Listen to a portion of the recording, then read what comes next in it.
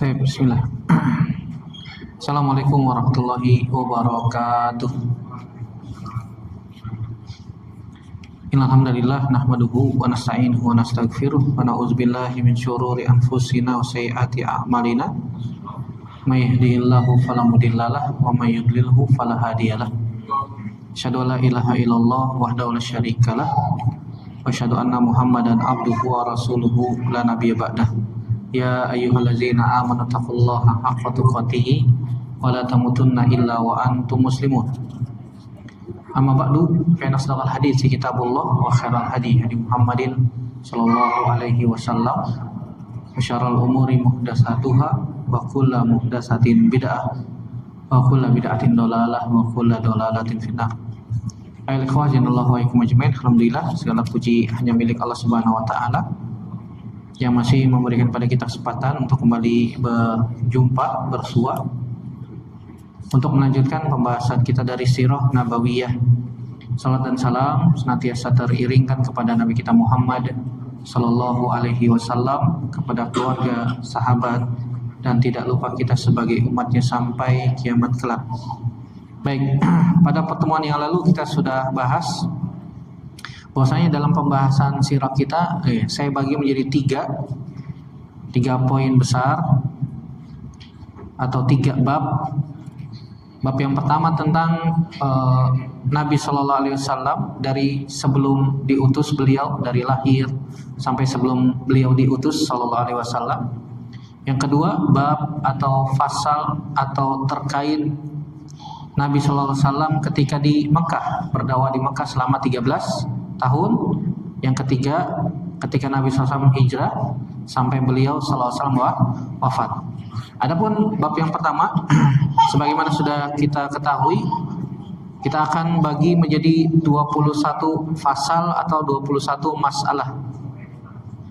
Pertemuan yang lalu kita sudah bahas tentang fasal pertama tentang nasab beliau Sallallahu Alaihi Wasallam.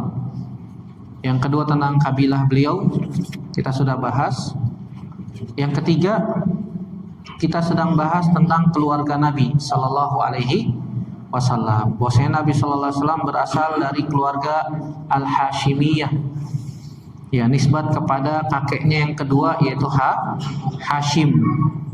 Ya, dan Hashim ini mewarisi sifat-sifat dari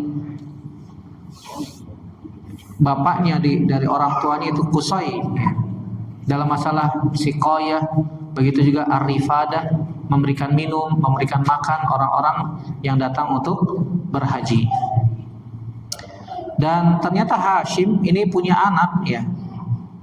Punya anak yang namanya aslinya adalah Syaibah. Beliau punya istri dari orang Madinah yang bernama Salma bintu Amr dari Bani Adi bin Najjar.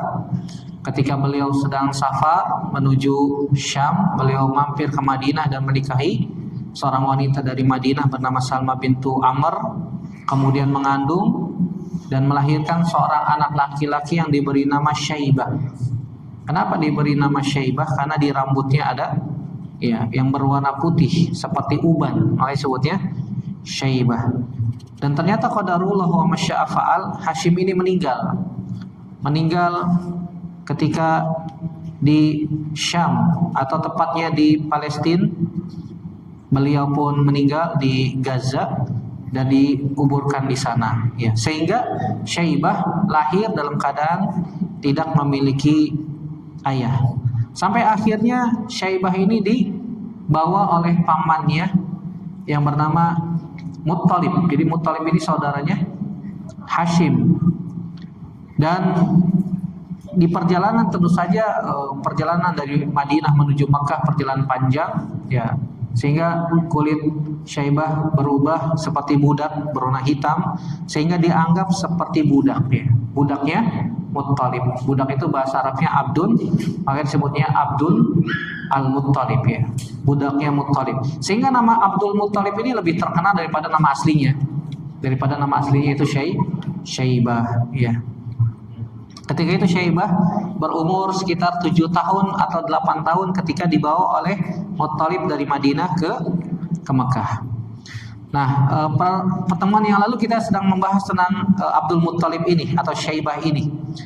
Kata Syekh Mubarakfuri dalam kitab Raudatul Anwar, beliau menjelaskan bahwa Syaibah itu ausaman nas wa ajmalahum wa a'zamahum qadran wa qad syarufa fi zamani syarafan lam yablughu ahadun kana sayyida Quraisyin wa sahiba iri Makkah syarifan muta'an jawadan yusama bil fayad li sakhaihi kana yarfa'u min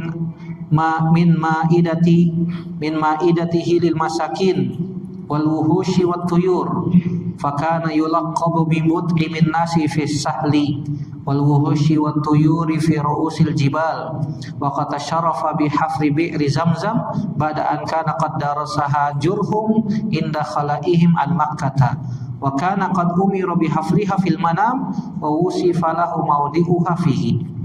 Abdul Muttalib itu kata para ulama, beliau itu orangnya tampan, gagah, beliau rupawan, ya, dan beliau memiliki perawakan yang terhormat. Ya. Emang DNA-nya udah bagus, ya.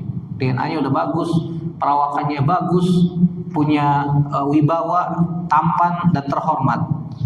Dan beliau dihormati oleh kaumnya, orang-orang Arab menghormati beliau karena memang wibawanya luar biasa. Dari looks-nya saja, dari penampilan luarnya saja sudah bagus, terhormat, wibawa, sehingga orang menghormatinya. Dan beliau yang suka membawa kafilah dagang dari Makkah menuju Syam ketika di musim panas.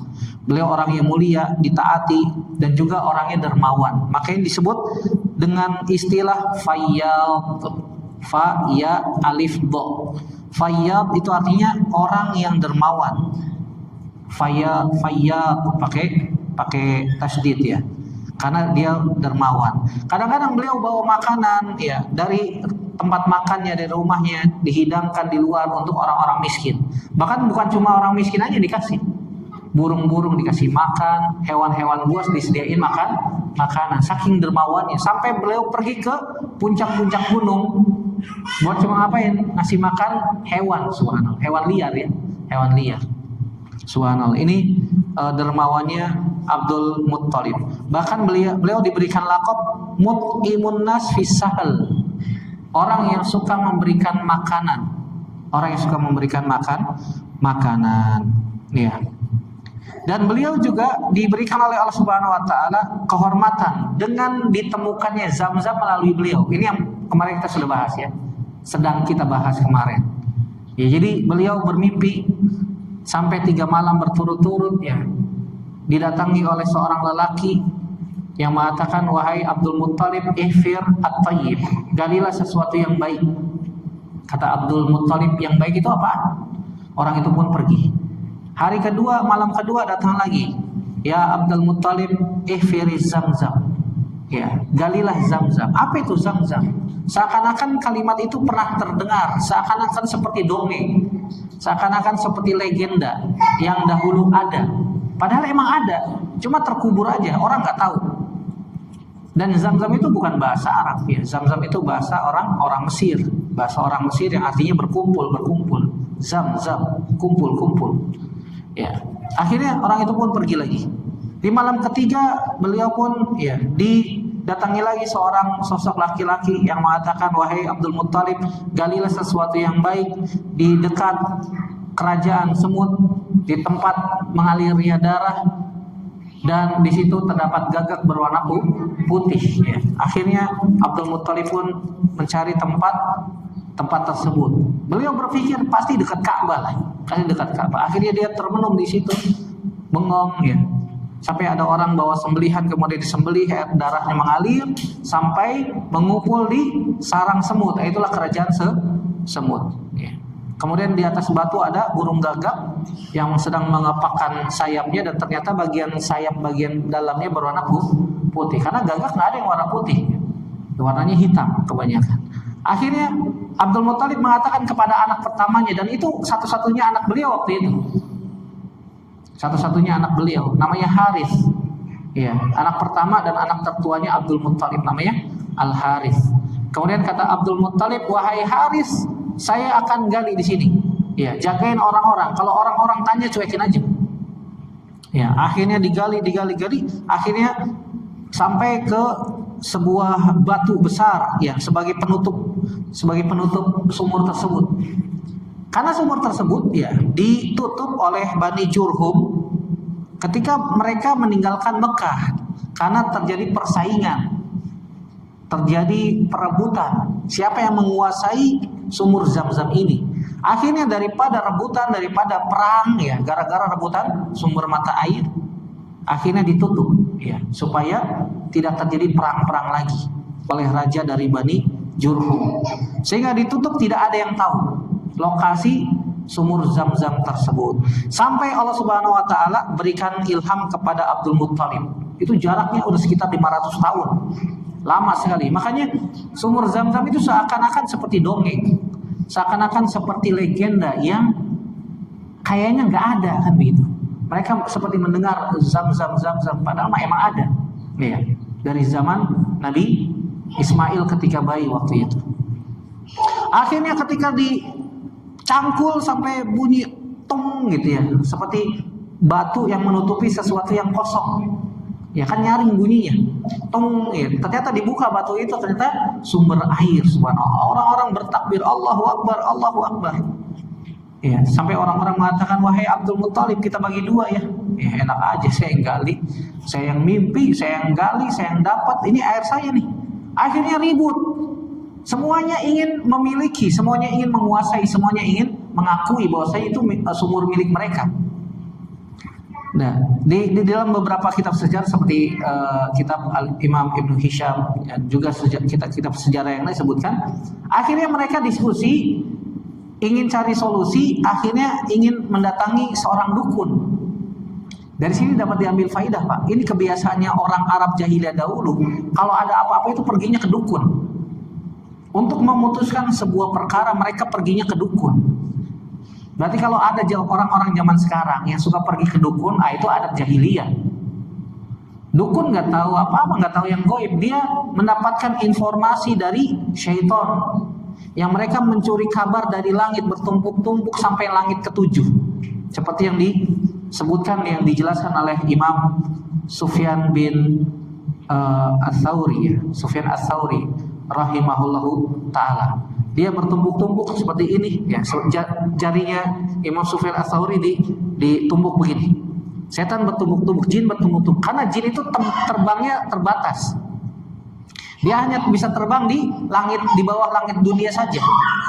Tidak sampai bisa nembus ke langit ketujuh, nggak bisa. Kalau malaikat terbangnya kemampuannya bisa sampai nembus langit ketujuh. Ini kemampuan malaikat. Tapi kemampuan jin terbangnya terbatas. Makanya mereka bertumbuk-tumbuk sampai langit ke-7 untuk mencuri kabar dari langit. Sebelum Nabi SAW diutus, langit penjagaannya tidak ketat, tidak terlalu ketat, sehingga mereka leluasa untuk mencuri kabar dari langit. Tapi setelah Nabi SAW diutus, penjagaan langit ketat. Siapa saja yang berusaha mencuri kabar dari langit, Allah Subhanahu wa taala lempar dengan bintang. Makanya di antara fungsi bintang 3. 1, sebagai rujuman lisyayatin, sebagai pelontar setan yang mencuri kabar dari langit. Yang kedua, sebagai hiasan langit ya. Allah Subhanahu wa taala menjadikan bintang-bintang sebagai masabih, sebagai cahaya yang ada di langit, sebagai hiasan. Yang ketiga, fungsi bintang itu adalah sebagai penunjuk arah. Zaman dahulu, Pak, itu nggak ada kompas, apalagi GPS ya. Google Map nggak ada tuh. Sehingga mereka kalau mau pergi ke arah tertentu, mereka melihat bintang. Oh, ini rasi bintang ini arahnya ke utara, ini arahnya ke barat, ini arahnya ke selatan, dan seterusnya. Sehingga mereka menggunakan bintang sebagai penunjuk arah. Kata para ulama, kalau ada yang menggunakan bintang sebagai 3 fungsi ini boleh. Mereka menganggap bintang ini fungsinya cuma 3 ini, boleh, gak ada masalah. Selain 3 ini gak boleh. Artinya ada orang-orang yang beranggapan bahwasanya yang menurunkan hujan karena bintang tertentu misalnya, ini gak boleh. Karena yang menurunkan hujan Allah Subhanahu wa taala. Seperti ada orang-orang yang beranggapan berkeyakinan bahwasanya maslahat dan mudarat di bumi ini karena bintang-bintang. Nah, ini nggak boleh. Ini termasuk kesyirikan. Ini termasuk kesyirikan. Sehingga dukun itu mencuri kabar dari langit sehingga diinformasikan ke bawah sampai ke telinga dukun. Sampai ke telinga dukun. Satu kebenaran dicampur dengan 1000 kedustaan. Kadang-kadang dukun itu benar, tapi bumbunya banyak. Bumbunya apa? Bumbunya kesyirikan. Potong ayam ya di kuburan ini, potong ayam cemani, potong ini, potong itu, sembelih ini, sembelih itu untuk dipersembahkan kepada ini dan itu. Ah, itu bumbunya tuh. Supaya manusia syirik gimana caranya? Itu keinginan jin. Karena mereka memberi pertolongan gak gratis. Bayarannya adalah berupa kesyirikan, kekufuran. Kalau manusia mati dalam kesyirikan, manusia mati dalam kekufuran, tempatnya di neraka nemenin mereka. Mereka mau cari teman di neraka, waliyazubillah. Nasallallahu alaihi wasallam. Nah, sehingga mereka pergi ke dukun tuh. Ternyata dukunnya ada di Madinah. Dukun saktinya maksudnya. Akhirnya mereka pergi ke Madinah.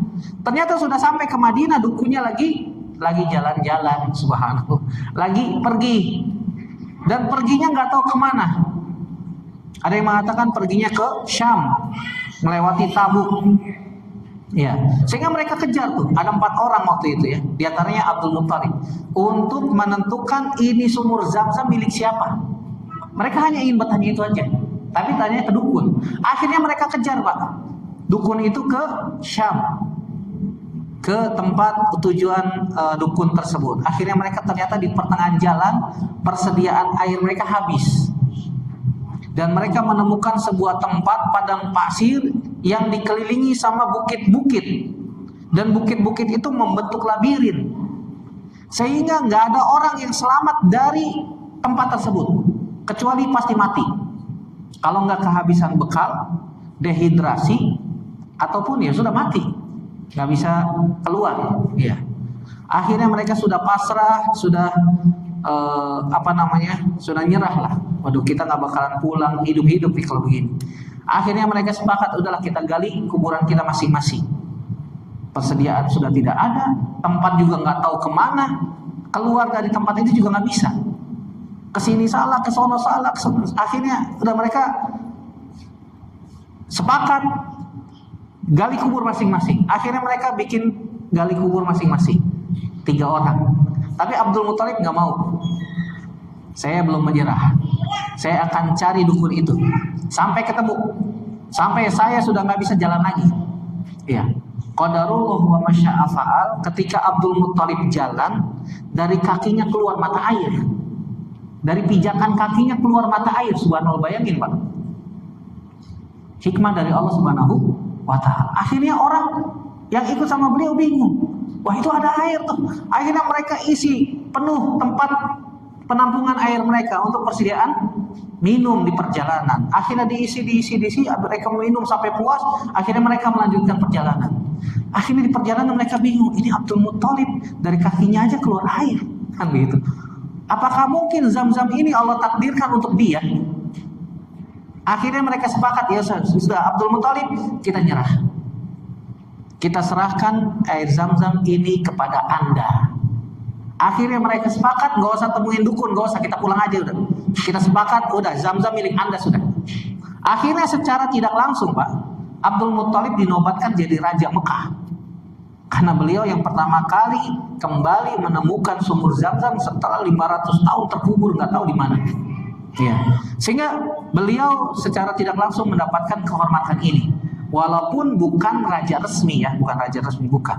Tapi secara nggak langsung beliau diangkat, dinobatkan sebagai pemimpin Mekah. Sebagai pemimpin Mekah. Itu kisah sekelumit tentang Abdul Muttalib ketika menemukan sumur Zam-Zam. Begitu juga pada masa Abdul Muttalib terjadi penyerangan Ka'bah yang dipimpin oleh Abrahah al-Ashram dari Yaman, yang dikenal dengan peristiwa gajah, Haditsatul Fil namanya, peristiwa penyerangan pasukan gajah. Abrahah menyerang dari Yaman dengan 60.000 pasukan, bayangin, 60.000 pasukan. Pasukan Mekah paling berapa? Cuma 4.000 maksimal. Maksimal 4.000 ya. Ini pasukan Yaman dipimpin oleh Abroha dengan kekuatan 60.000 pasukan. Kuat, persenjataan lengkap. Ditambah lagi mereka punya pasukan gajah yang terdiri dari 12 gajah besar. Ya. Di antara yang paling besar, ya, gajahnya namanya Mahmud. Ya, ada yang namanya Mahmud di sini? Enggak ada ya. Ya. Disebutkan dalam tafsir Imam Ibnu Katsir namanya Mahmud, gajah yang terbesar itu. Ya, namanya Mahmud. Pertanyaannya, kenapa sih Ustaz Abroha ingin menghancurkan Ka'bah? Ceritanya panjang ya, ceritanya panjang. Ini terkait dengan peristiwa Ashabul Ukhdud, ya. Kemudian nyambung ke Yaman, dikuasai oleh orang-orang Habasyah yang dipimpin oleh Abroha, ya. Dan juga Abroha mendirikan gereja termegah di Yaman yang namanya Qulais. Ya. Kenapa Abroha mendirikan gereja megah di Yaman namanya Qulais? Karena beliau membunuh sahabatnya sendiri, gubernur dari Yaman juga yang namanya Aryab. Jadi Pak, ketika Yaman dikuasai oleh orang-orang, jadi dari Bani Himyar namanya, mereka punya raja yang raja tersebut seperti Fir'aun. Raja tersebut seperti Fir'aun, ngaku jadi Tuhan. Ngaku dia sebagai apa tuh? Tuhan. Siapa saja yang tidak menyembah dia dibunuh. Nah ternyata ada pendeta yang menyebarkan agama dan kemudian dibawakan oleh seorang pemuda, ya, Ashabul Ukhdud namanya. Ya, pemuda dari sana lah, dari Himyar itu, yang belajar agama Nabi Isa alaihissalam. Ketika itu pendeta itu di atas agama Nabi Isa alaihissalam, mentauhidkan Allah Subhanahu wa taala. Sehingga pemuda itu yang tadinya mau diplot sebagai tukang sihir aja. Karena tukang sihir aja udah tua, ya. Tukang sihirnya ingin mencari bakat-bakat muda sebagai pengganti dia nanti. Dan terpilihlah seorang pemuda tadi. Ternyata di pertengahan jalan dia dari rumah menuju kerajaan biasanya ngelewatin hutan. Nah di hutan itu dia bertemu dengan pendeta di atas agama Nasrani. Sehingga beliau pun belajar tauhid, mengenal Allah Subhanahu wa taala, sampai dia menyebarkan agama Islam. Agama Islam yang dibawa oleh Nabi Isa alaihissalam yang masih murni, menyembah Allah saja. Sampai pengikutnya banyak. Bahkan dia bisa menyembuhkan orang yang buta dengan izin dari Allah. Sampai menteri rajanya sendiri dengan izin Allah yang buta bisa disembuhkan. Sampai diberikan hadiah dan seterusnya. Sampai pendeta itu mewanti-wanti, wahai pemuda, kalau urusan kamu sudah menjadi besar, jangan beritahu siapa-siapa tentang keberadaan saya. Begitu juga pemuda itu kepada menteri yang sudah sembuh dari butanya, itu buta permanen ya, dengan izin Allah bisa sembuh. Kata pemuda itu, bukan saya yang menyembuhkan Anda, yang menyembuhkan Anda adalah Allah Subhanahu wa taala. Kalau Anda mau beriman, saya akan berdoa minta kepada Allah agar Allah menyembuhkan mata Anda. Baiklah, saya beriman. Akhirnya dia masuk Islam. Mengimani Allah Subhanahu wa taala sebagai Rabb-nya, beriman kepada Nabi Isa adalah hamba dan utusannya. Dengan izin Allah diusap matanya sembuh seketika dengan izin dari Allah. Seperti mukjizatnya Nabi Isa alaihissalam. Akhirnya pemuda itu mengatakan, jangan kasih tahu tentang keberadaan saya, tentang hal yang terjadi pada Anda seperti ini. Tentu saja raja melihat, loh, menteri, Anda bisa lihat, Anda kok jalan tidak pakai tongkat, ya. Anda kok jalan seperti orang normal. Akhirnya cerita, ditangkaplah pemuda itu. Akhirnya ditangkap, kemudian pemuda itu pun singkat cerita mau dibunuh. Kata pemuda tadi, wahai raja, Anda tidak bisa membunuh saya.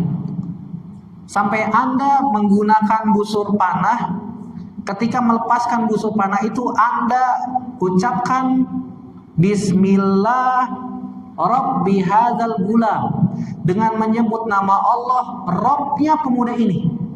Percobaan pertama meleset. Kata pemuda tadi, wahai raja, Anda belum membaca seperti yang saya utarakan tadi. Akhirnya percobaan kedua meleset lagi. Wahai raja, bacanya yang keras. Dia baca tapi pelan. Wahai raja, bacanya yang keras, semua orang biar dengar, karena dilihat oleh orang banyak. Akhirnya percobaan ketiga, rajanya mengucapkan Bismillahirrahmanirrahim gulam, dengan menyebut nama Allah, Rabbnya pemuda ini. Orang-orang dengar semuanya. Dilepaskan anak panah tepat di pelipis pemuda tersebut dan pemuda tersebut wafat. Orang-orang gempar, wah, raja beriman, kan begitu. Raja masuk Islam, rajanya bingung, akhirnya marah, disiapkan parit, disiapkan kayu bakar, kemudian disiapkan api yang besar. Siapa saja yang tidak mau kufur dan beriman kepada raja itu, lemparkan ke dalam parit, bunuh. Jumlahnya ada sekitar 20.000 orang dilemparkan ke parit itu. Makanya disebutnya ashabul ukhdud. Ukhdud itu artinya parit, parit besar. Ya. Dan ini disebutkan dalam Al-Quran. Ternyata ada satu orang yang selamat. Dia berhasil melarikan diri pergi ke Romawi karena Raja Roma berada di atas agama Nasrani. Tapi karena jarak Romawi ke Yaman itu jauh, akhirnya Raja Romawi kirim surat ke Habasyah, Raja Najasyi. Karena Najasyi yang ada di Ethiopia ke Yaman itu lebih dekat. Akhirnya Raja Najasyi kirim 2 gubernur hebat, namanya Abrohah dan Aryab, membawa pasukan yang besar. Akhirnya Raja Himyar bisa takluk. Sehingga Yaman termasuk negeri Himyar dikuasai oleh Ethiopia, Habasyah yang dipimpin oleh 2 gubernur tadi, yaitu Abrohah dan Aryab. Ternyata ada perselisihan pendapat di antara mereka. Masa satu negeri ada 2 pemimpin, kan begitu. Akhirnya mereka sepakat, yaudahlah kita perang aja yuk. Tapi mereka sepakat, jangan libatkan pasukan dong, kita duel aja one by one, 1 lawan 1, supaya tidak jatuh korban banyak. Akhirnya sepakat mereka duel 1 lawan 1. Abrohah sudah mau kalah, hidungnya sudah terkena pedang, makanya hidungnya ini Pak, apa namanya, terpotong, hidungnya terpotong. Makanya disebutnya Al-Ashram, Abrohah Al-Ashram. Abrohah si hidung yang terpotong. Ya, namanya Abrohah ibnu Abayaksum Al-Ashram, ya. Al-Ashram karena hidungnya terpotong tadi. Tapi ternyata Abrohah ini curang, ya, curang. Dia curang. Dia menyiapkan budaknya sebagai bantuan. Kalau saya sudah terpepet, ya, kamu tusuk Aryat dari belakang. Akhirnya Aryat pun ditusuk dari belakang. Akhirnya Aryat pun mati, tewas. Sehingga otomatis kepemimpinan penuh di tangan Abrohah. Mendengar hal ini, Raja Habasyah marah. Kenapa kok sama teman sendiri perang, kan begitu? Akhirnya Abrohah susun siasat, bawa tanah dimasukkan ke dalam kain, ya, kis, ya, seperti kantong. Kemudian dibawakan sisa rambut yang dipotong, karena Raja Habasyah mengatakan, saya akan injak-injak tuh kerajaan kamu wahai Abrohah, dan saya akan injak kepala kamu supaya kamu tobat, kan begitu. Bahasa kitanya begitu. Akhirnya si Abrohah ini cerdik, kirim rambut dari kepalanya sama tanah Yaman, dibawa ke Habasyah. Wahai raja, ini tanah Habasyah, silakan Anda injak-injak, dan ini rambut di kepala saya, rambut dari kepala saya, silakan injak-injak semua Anda. Saya mohon maaf, dan saya akan buatkan persembahan hadiah untuk Anda berupa apa? Berupa tempat ibadah Nasrani, namanya apa? Gereja. Disebutnya gereja Quraisy, dibuat dengan batu-batu yang indah, permata, tinggi, besar. Akhirnya dibangunlah gereja Quraisy. Kenapa disebutnya Quraisy? Karena sangat tinggi dan besar, sehingga orang ketika melihatnya sampai mendengarkan kepalanya sampai pecinya jatuh. Ya, Quraisy itu dari kalimat Qalansua. Qalansua itu artinya peci. Saking tingginya bangunan itu sampai pecinya jatuh. Qalansua. Memang disebutnya Quraisy. Akhirnya Raja Habasyah pun memaafkan. Tapi ternyata gereja Quraisy nggak ada yang datang. Sepi, Pak, sepi. Dia melihat kok di Hijaz itu Mekah Madinah, ya, Hijaz namanya dulu. Kok di Hijaz ada bangunan tua, kotak warna hitam yang datengin banyak. Wah, dia cemburu. Dia cemburu. Coba cari tahu apa sih bangunan itu istimewanya? Cuma bangunan kotak hitam, ya, sudah tua pula. Tapi yang datengin banyak. Saya ini udah bangun gereja besar, megah, tapi yang datengin sedikit, nggak ada orang, sepi. Bahkan dalam beberapa riwayat disebutkan orang-orang Arab melihat gereja itu, mereka masuk, mereka buang air di situ, subhanallah. Dinding-dindingnya dioles-olesin kotoran manusia. Bahkan ada yang bikin kayu bakar di dalamnya sampai akhirnya Quraisy kebakaran, Pak, subhanallah. Ini ulahnya orang-orang pemuda Arab. Akhirnya ambruk tuh Quraisy. Abroha marah besar luar biasa. Sampai akhirnya dia menyiapkan pasukan besar untuk menghancurkan Ka'bah. Itu latar belakang kisahnya. Panjang ya, kalau kita cerita detail panjang. Akhirnya pada tahun itu disebutnya dengan Hadisatul Fil, peristiwa gajah. Dia menyiapkan 60.000 pasukan gajah, di antaranya pasukan gajah jumlahnya sekitar 12. Ya, disebutkan oleh Imam Ibnu Katsir sekitar 12. Sampai di sebuah tempat namanya Wadi Muhassir.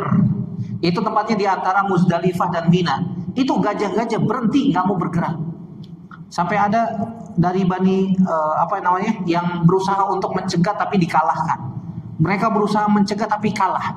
Sampai di antara mereka ada yang mengatakan kepada gajah, wahai gajah, itu bangunan ada pemiliknya, yaitu Allah Subhanahu wa taala yang akan menjaga. Maka takutlah Anda kepada Allah Subhanahu wa taala. Itu gajah semuanya berhenti, nggak ada yang mau jalan, subhanallah. Gajah aja ngerti, Pak, siapa dia? Tuhannya, siapa Allah Subhanahu wa taala. Tapi Abroha nggak ngerti-ngerti. Sudah ditusuk, sudah dicambuk, gajahnya nggak mau jalan. Kalau diarahkan ke arah selain Ka'bah, dia mau jalan. Tapi kalau dibalik ke arah Ka'bah, dia duduk aja, nggak mau jalan. Sudah dipecut, sudah dicambuk, sudah ditusuk, nggak mau jalan. Wah, sampai berdarah. Sehingga Allah Subhanahu wa taala kirimkan burung-burung yang sangat banyak yang disebut dengan ababil. Ababil itu bukan nama burung ya. Ababil itu artinya jama'atun minat tuyur, burung-burung yang sangat banyak, yang jumlahnya tidak terbatas. Mereka membawa 3 batu. 1 batu di paruhnya, 2 batu di tangannya. Yang batu itu berasal dari neraka, min sijil, batu yang terbuat dari tanah yang terbakar di neraka. Dan sudah ada namanya masing-masing. Walaupun batu itu dilemparkan dari jarak sekian, dia akan ngejar ke targetnya sampai jatuh ke ubun-ubun, tembus ke dalam badan, keluar dari dubur. Sehingga anggota tubuhnya copot satu persatu, seperti terbakar, seperti ulat memakan dedaunan, daunnya bolong-bolong, tubuhnya bolong-bolong. Sampai akhirnya pasukan Abroha kocar kacir. Apakah Abroha mati, Ustaz? Iya, Abroha juga mati. Abroha juga terkena batu itu, tapi sempat dibawa kabur ke Yaman. Tapi di pertengahan jalan tangannya copot, kakinya putus, sampai di dekat Quraisy baru dia tewas. Kejadian ini tepat terjadi 2 bulan sebelum Nabi SAW lahir. Tepat 2 bulan sebelum Nabi SAW lahir. Makanya Nabi lahir di tahun gajah. Zaman dulu penaunan itu, Pak, membuat tahun itu bukan dengan angka-angka, tapi dengan peristiwa-peristiwa. Tahun gajah, tahun hujan kodok, ya pernah hujan kodok, pernah, subhanallah. Itu kodok kayak turun dari langit, hujan kodok, ya. Hujan serangga. Tahun wafatnya si fulan, orang terhormat, orang terkemuka. Jadi mereka tidak menggunakan angka-angka, tapi dikaitkan dengan peristiwa, Adapun orang tuanya Nabi SAW, bapaknya itu Abdullah. Ya, kita sekarang bicara tentang Abdullah ya. Bicara tentang Abdul Muthalib kita cukupkan aja. Panjang kalau kita bicara satu persatu. Adapun Abdullah bapaknya Nabi SAW itu adalah anak terbaiknya Abdul Muthalib. Abdul Muthalib punya anak laki-laki 10, punya anak perempuan 6. Jadi totalnya berapa? 16. Ada yang mengatakan anaknya laki-laki Abdul Muthalib ada selusin. Selusin itu berapa? 12. Anak perempuannya 6. Iya. Ini pendapat yang banyak disebutkan oleh ulama tarikh, ulama sejarah. Anak pertamanya tadi namanya siapa? Al-Harith, itu nama anak pertamanya. Dan setelah punya Haris, Abdul Muthalib gak punya anak lagi, alias itu anak tunggal tuh. Bahkan Abdul Muthalib pernah bernazar, kalau saya punya anak laki-laki 10, saya akan sembelih 1. Subhanallah. Ini nazarnya Abdul Muthalib. Sampai nazarnya Abdul Muthalib ini dilarang oleh orang-orang Quraisy. Wahai Abdul Muthalib, jangan ngomong begitu dong. Nanti kalau diantara kita punya anak 10, nanti disembelih satu jadi sebuah adat istiadat. Jadi menjadi seperti sunnah yang harus dilakukan. Ya, karena Anda raja, Anda panutan, jangan lakukan itu. Udahlah, nggak apa-apa, saya ini yang nazarkan begitu. Ya, saya akan sembelih satu. Akhirnya ternyata Allah kabulkan, punya anak laki-lakinya 12. Ada Abdullah, ada Abu Thalib. Abu Thalib nama aslinya Abdul Manaf. Ada Abbas yang nanti jadi Bani Abbasiyah tuh, dinasti Abbasiyah. Berasal dari saudaranya Abdullah itu Abbas. Ada Hamzah yang disebut dengan singanya Allah Subhanahu wa taala yang wafat di perang Uhud nanti tahun kedua Hijriah. Ada Abu Lahab ya, yang ketika Nabi lahir dia sangat gembira, tapi ternyata setelah Nabi diangkat menjadi Nabi, musuh bebuyutannya Nabi sallallahu alaihi wasallam. Nama aslinya Abdul Uzza. Ada yang namanya Zubair, ada yang namanya Haris tadi anak tertuanya, ada yang bernama Diror, ada yang bernama Muqawwim, ya, ada yang namanya Jaham, ya, atau Jahim, subhanallah, kayak neraka, ya, neraka jahanam. Berasal dari kalimat Jahim, subhanallah. Ada yang bernama Kusam, ya, bukan Kusam ya, Kusam, Kekof. Ada yang bernama Goydok. Ini semuanya anak laki-laki Abdul Muthalib. Adapun anak perempuannya Abdul Muthalib ada 6. Ada Sofiyah, ini bibinya Nabi, dan masuk Islam, punya anak namanya Zubair bin Awwam. Ada yang bernama Atikah juga masuk Islam. Ada yang bernama Arwa khilaf dengan para ulama apakah dia masuk Islam atau tidak. Ada yang bernama Barroh ini nama aslinya Barroh. Dia punya anak namanya Ummu Salamah. Nanti Ummu Salamah jadi istri Nabi sallallahu alaihi wasallam. Jadi Nabi dengan Ummu Salamah ini sepupuan dan menikahi sepupu itu boleh. Ya, Ummu Salamah ini nanti dinikahi oleh Nabi setelah menjadi janda karena suaminya meninggal karena sakit. Kemudian ada Umaymah. Ya, Umaymah ini punya anak namanya Zainab bintu Jahshin. Yang Zainab ini tadinya dinikahi oleh Zaid bin Harithah, anak angkat Nabi, kemudian ditalak. Kemudian Allah perintahkan Nabi menikahi Zainab. Jadi Nabi dengan Zainab sama-sama sepupuan ya, seperti Ummu Salamah tadi. Kemudian ada Ummu Hakim yang disebut dengan Al-Baydo, si putih ya, karena kulitnya putih. Nah, ternyata lahir 10 anak laki-laki dan Abdul Muthalib ingin melaksanakan nazarnya. Akhirnya Abdullah dibawa. Tapi orang-orang kafir Quraisy nggak sepakat. Wahai Abdul Muthalib, coba pikirkan lagi lah, jangan deh. Iya. Sampai ketika mau disembelih, Abdullah itu ditarik-tarik, Pak. Ada yang narik tangannya, ada yang narik kepalanya, ada yang narik kakinya, ada yang narik kupingnya. Makanya kupingnya Abdullah ini panjang sebelah. Karena ditarik-tarik sama orang, subhanallah. Saking orang-orang Quraisy nggak setuju tentang permasalahan itu. Wahai Abdul Muthalib, jangan kau sembelih anak kamu sendiri. Nanti yang lain akan ikutin. Ya, apalagi engkau orang terhormat dipandang di sini, jangan. Ya, akhirnya mereka sepakat, udah kita tanya dukun lagi. Akhirnya tanya dukun. Dukunnya ada di Madinah tadi. Ya, akhirnya mereka pergi ke Madinah dan ternyata dukunnya ada. Dukunnya ada. Akhirnya tanya tuh. Ingat ya, ini bukan berarti kita membolehkan datang ke dukun, enggak. Ini perkaranya orang-orang jahiliyah zaman dulu sebelum Islam datang. Yang menunjukkan bahwasannya dukun itu nggak tahu apa-apa. Dukun itu adalah orang-orang yang mereka berta'awun kerjasama sama jin. Dan jin itu tidak memberikan pertolongan kecuali dengan bayaran berupa kesyirikan dan kekufuran. Hati-hati. Akhirnya dukun itu bertanya, biasanya kalau orang diantara kalian itu membunuh, gantinya apa? Kata mereka, biasanya kami mengganti dengan 100 ekor unta. Akhirnya diundi dengan anak panah, dikocok di antara nama-namanya Abdul Muthalib. Ada 12 nama laki-laki. Yang lain unta, yang ada satu namanya Abdul.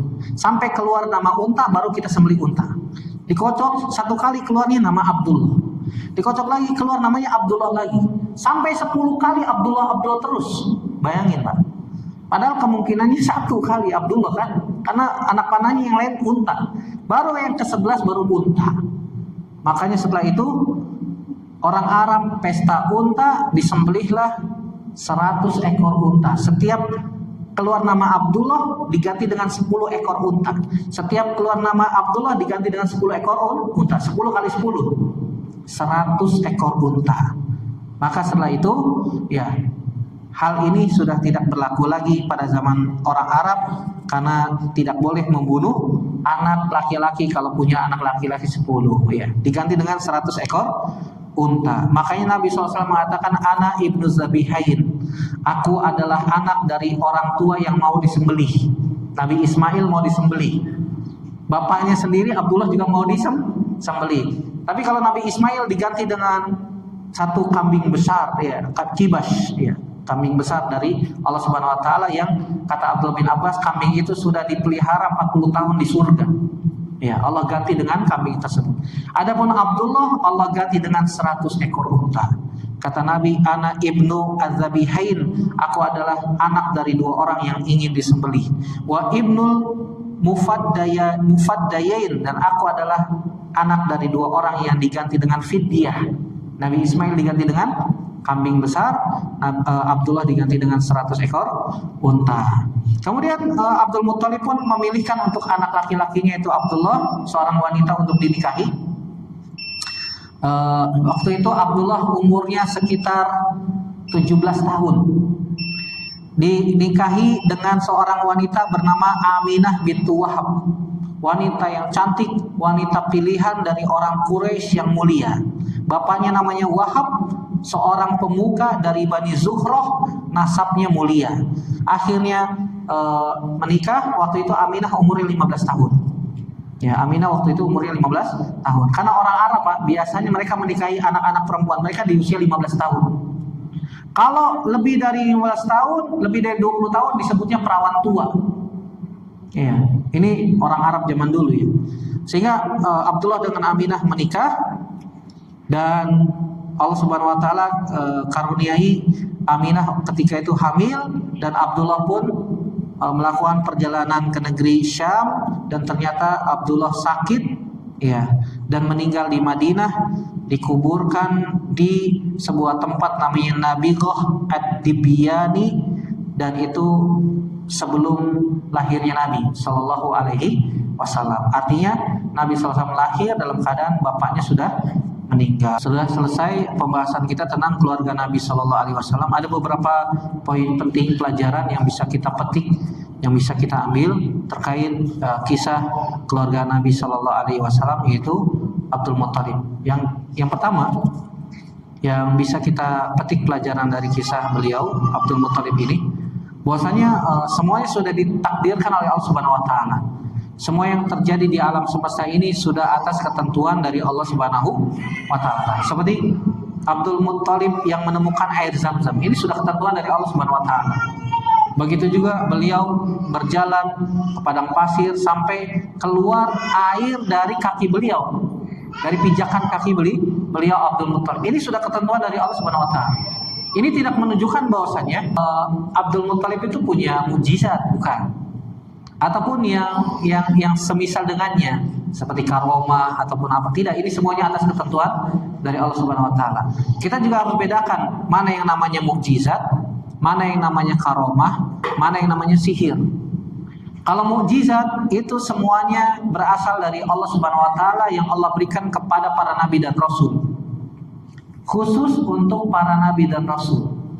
Apakah bisa diulang-ulang, Ustaz? Ya, tergantung kehendak Allah Subhanahu Wa Taala. Kalau diperlukan Allah bisa ulang lagi, bisa. Ya, atas kehendak Allah. Allah kehendaki terjadi, kalau Allah tidak kehendaki tidak terjadi. Seperti terbelahnya bulan di masa Nabi Sallallahu Alaihi Wasallam di tahun ke-10 kenabian, ya, di Mekah. Orang kafir Quraisy minta agar dibelahkan bulan. Kata Nabi SAW, kalau aku minta kepada Allah Subhanahu Wa Taala agar bulan dibelah, apakah kalian beriman? Ya, kami akan beriman, kata mereka. Akhirnya Nabi SAW berdoa minta kepada Allah agar dibelahkan bulan. Dan ternyata bulan terbelah menjadi dua, satunya di atas bukit Sofa, satu di atas bukit Marwah. Apakah mereka orang kafir Quraisy beriman? Oh, tentu saja tidak. Mereka ingin mengejek Nabi. Tapi terbelahnya bulan terulang lagi terulang lagi tidak? Jawabannya tidak. Ya, cuma sekali itu saja. Cuma sekali itu saja. Berbeda seperti keadaan ketika Nabi SAW tidak ada air untuk wudu, tidak ada air untuk minum ketika itu. Ya, Nabi SAW minta sisa air yang ada dimasukkan ke dalam wadah. Kemudian Nabi SAW masukkan ke dalam wadah tersebut, dan para sahabat waktu itu jumlahnya ratusan, dan mereka melihat dari sela-sela jari Nabi keluar air. Dan itu terjadi beberapa kali ya, dalam beberapa kesempatan dengan izin dari Allah Subhanahu wa ta'ala. Bahkan Imam Al-Baihaqi, Imam An-Nawawi menyebutkan bahwasanya mukjizat Nabi itu lebih dari 1000. Banyak ya. Tidaklah mukjizat para nabi sebelumnya itu pasti ada pada Nabi Shallallahu Alaihi Wasallam. Nah, ini mukjizat Allah berikan kepada para nabi dan rasul. Ya, tidak diberikan kepada yang lain. Kalau ada orang ngaku-ngaku punya mukjizat, ya kita sebut dia kadzab, pendusta. Karena pintu kenabian sudah ditutup, tidak ada lagi nabi setelah Nabi Muhammad Shallallahu Alaihi Wasallam. Apalagi dia ngaku-ngaku punya mukjizat, ya, dan bisa diulang-ulang pula, kan begitu. Yang kedua namanya karomah. Karomah ini bisa terjadi pada selain nabi, bisa atas kehendak Allah dan tidak bisa diulang. Tidak bisa diulang. Misalnya ada orang naik mobil, ternyata qadarullah wa masya'a fa'al, terperosok ke dalam jurang. Terperosok ke dalam jurang. Jurang yang tinggi, mobil terbalik-balik sampai akhirnya ya jatuh ke dalam jurang yang tinggi. Dan ternyata semuanya selamat. Tidak ada yang meninggal. Cuma luka-luka ringan. Coba diulang lagi. Ya, apakah bisa seperti itu lagi? Belum tentu. Ya, bisa jadi ini karomah yang Allah berikan kepada mereka. Allah Subhanahu wa taala menghendaki mereka masih hidup. Begitu juga misalnya ada orang ya lari kencang, ya saking kencangnya dikejar sama orang jahat, di depan ada tebing, ya dia loncat tebing. Sampai loncat bisa melewati tebing yang selanjutnya. Akhirnya dia nggak jatuh ke tebing itu. Ya. Bisa jadi itu karomah, bisa jadi. Coba ulang lagi. Loncat ke tebing, ini namanya bunuh diri. Ya, nggak bisa diulang. Orang lari misalnya saking cepatnya, di situ ada sungai, dia lari di atas sungai. Ya. Bisa jadi itu karomah, bisa jadi. Tapi ingat ya, yang jadi barometer karomah itu adalah ketaatan kita kepada Allah. Apakah orang itu taat kepada Allah atau tidak? Kalau orang itu nggak taat kepada Allah Subhanahu wa taala, bisa jadi itu bukan karomah. Ya, karena karomah itu Allah berikan kepada siapa saja yang Allah kehendaki dari hamba yang taat kepadanya. Yang ketiga namanya sihir. Sihir itu berasal dari syaitan. Bisa diulang-ulang, bisa. Dan atas kehendak Allah juga. Ya, atas kehendak Allah Subhanahu wa taala juga. Kalau misalnya kita melihat ada orang ya ceramah di podium, kakinya nggak napak ke tanah, dilihat orang banyak, nah itu sihir. Kenapa? Karena sihir itu bisa ditampakkan, diperlihatkan ke orang. Mata-mata orang disihir. Ini namanya sihir takhayyuli namanya. Ini sihir yang terjadi pada zaman Nabi Musa alaihissalam. Ketika tukang sihirnya Fir'aun, mereka melempar tali, melempar kayu, tongkat, di mata-mata manusia itu seperti ular, dikhayalkan, namanya takhayyuli. Ya, dikhayalkan bahwasanya itu ka'annaha tas'a, seakan-akan dia berjalan seperti ular. Ya, seperti misalnya ada orang yang disihir seakan-akan tubuhnya penuh dengan darah, ya, padahal nggak terjadi apa-apa. Sehingga dia panik, tubuh saya penuh dengan darah. Itu namanya sihir takhayyuli. Matanya disihir sama orang jahat, ya. Sihir itu jahat. Dia disihir melihat rumahnya penuh dengan serangga misalnya, kecoa penuh, ya, menumpuk di rumahnya. Padahal nggak ada apa-apa. Cuma dia doang yang bisa lihat. Itu namanya sihir takhayyuli. Dan itu ada. Sihir itu hakun ada. Dan sihir itu bisa menyebabkan orang sampai meninggal. Makanya belajar sihir hukumnya haram, nggak boleh. Ya, melafazkan mantra-mantra sihir juga nggak boleh. Karena itu bagian dari sihir. Ya. Kemudian Nabi SAW apakah mendapatkan karomah juga Ustaz? Ya, sebagian ulama mengatakan sebelum Nabi SAW diutus menjadi Nabi, hal-hal yang terjadi pada Nabi di luar kebiasaan manusia itu adalah karomah, bukan mukjizat. Karena mukjizat itu adalah khusus untuk para nabi. Begitu juga yang tadi pada Abdul Muthalib, apakah itu disebut karomah? Keluar dari kakinya air? Ya mungkin. Ya, karena Allah Subhanahu wa taala berikan kepada siapa saja yang Allah kehendaki. Ya, pelajaran yang bisa kita ambil selanjutnya adalah ya, nggak boleh kita menyembelih anak kita kalau punya anak laki-laki 10, nggak boleh. Ya, walaupun ini nazarnya Abdul Muthalib, nggak boleh diikutin. Begitu juga kalau misalnya berdalil Ustadz Nabi Ibrahim alaihissalam kan menyembelih anaknya Nabi Ismail, maka kita katakan Nabi Ibrahim itu nabi.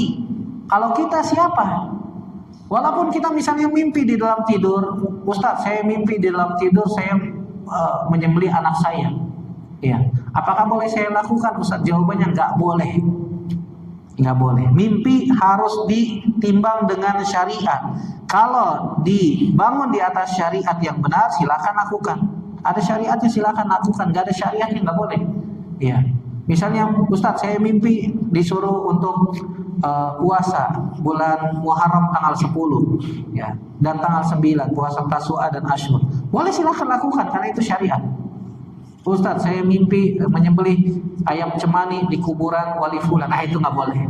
Itu nggak boleh, jangan dilakukan ya. Allahu a'lam bishawab. Dari sini juga kita bisa ambil faidah bahwasanya orang Arab zaman dulu, Pak, mereka biasa menikahkan anak-anak mereka di usia muda sehingga ada potensi anaknya banyak.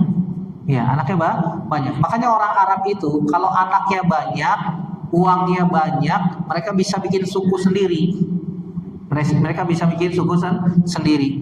Makanya di dalam beberapa riwayat disebutkan ada sahabat-sahabat yang anaknya jumlahnya sampai 100. Subhanallah, sampai 100. Bahkan ada yang mengatakan 120. Anas bin Malik radhiyallahu taala anhu didoakan oleh Nabi SAW, semoga Allah panjangkan umurmu, semoga Allah perbanyak keturunanmu, semoga Allah Subhanahu wa taala ya perbanyak hartamu, dan semoga Allah memasukkanmu ke dalam surga.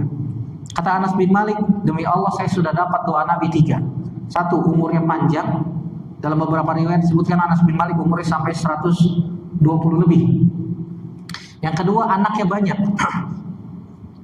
Dalam beberapa riwayat anaknya 80. Dalam beberapa riwayat yang lain anaknya 100. Tapi kata para ulama ini bukan anak semua, tapi campur cucu. Ada anak, ada cucu. Karena cucu juga disebut anak, ya. Kenapa kok anak dan cucunya bisa sampai 80? Ada potensi, ya. Istrinya juga banyak.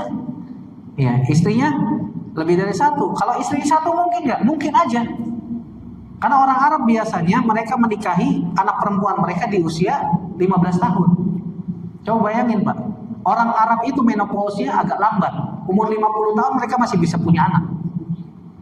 Bayangin kalau dari 15 tahun ke 50 ada jenjang berapa tahun? 35. Ya, 35 tahun. 1 tahun punya anak 1. Ya, berarti anaknya 35. Belum lagi kalau misalnya ada yang kembar, kan begitu. Subhanallah. Kalau orang Arab punya punya istri 1 disebutnya lemah, miskin. Minimal punya istri 2. Istri 1, anaknya 35, istri 2, anak 35. Total berapa? 70. Mungkin nggak? Mungkin, subhanallah. Tapi kan nggak mungkin, nggak juga 1 tahun 1. Siapa yang tahu?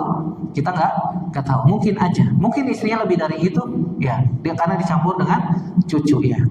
Sehingga orang Arab biasa mereka punya anak banyak karena mereka biasa menikahkan anak-anak mereka di usia muda. Dan dari sini kita bisa ambil faedah juga bahwasanya orang itu meninggal di mana, orang itu dikubur di mana dia meninggal. Bapaknya Nabi SAW Abdullah dikubur di dekat kota Madinah karena meninggal di sana. Jasadnya nggak dibawa ke Mekah, enggak. Ini seperti sudah kebiasaan tradisi orang Arab zaman dulu dan diiyakan di dalam Islam dan disyariatkan di dalam Islam. Artinya kalau ada orang meninggal di Jakarta, yang lebih utama disyariatkan dikubur di Jakarta. Ya, dikubur di Jakarta. Karena sebagian saudara kita kaum muslimin, mereka yang berasal dari luar Jakarta, mereka kalau meninggal dibawa ke kampung. Maka kita katakan ini menyelisihi sunnah Nabi SAW. Karena Nabi SAW juga mensyariatkan ya mengutamakan kalau ada orang meninggal di sebuah tempat, di sebuah negeri, dikubur di negeri tersebut ya. Meninggal di Madinah, dikubur di Madinah.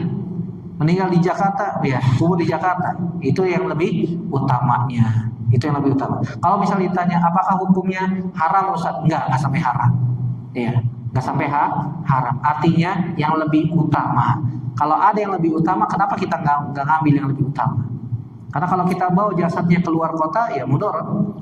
Waktunya lama, bisa jadi nanti terjadi sesuatu di jalan kita nggak tahu. Ada pernah kejadian yang tidak kita harapkan terjadi ya, terjadi kecelakaan dan macam-macam. Wallahu a'lam bishawab. Sampai di sini pembahasan kita. Insya Allah pada pertemuan yang akan datang kita lanjutkan tentang kelahiran Nabi SAW, tentang susuannya Nabi dan pengasuhan Nabi di perkampungan Bani Sa'ad. Insya Allah Taala. Demikian, semoga bermanfaat. Aku qouli hadza astaghfirullah li wa lakum. Terima kasih atas perhatiannya. Kita tutup dengan doa kafaratul majlis. Subhanaka Allahumma bihamdik, asyhadu an la ilaha illa anta astaghfiruka wa atubu ilaik. Wassalamualaikum warahmatullahi wabarakatuh.